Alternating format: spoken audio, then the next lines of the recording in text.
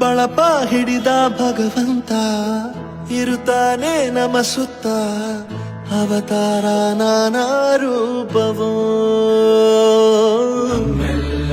ಹಣೆ ಬರಹ ತಿದ್ದಿ ಬರೆಯಲು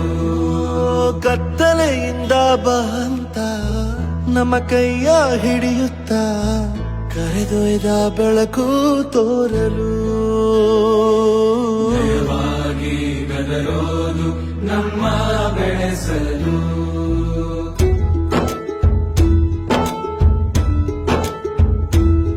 ಭಾಷೆ ಅಮೃತ ಕುಡಿಸೋ ತಾಯಾಗಿ ಭಾಷೆ ಅಮೃತ ಕುಡಿಸೋ ತಾಯಾಗಿ ಭವಿಷ್ಯ ಬರೆವಂತ ತಂದೆ ನೋವಾಗಿ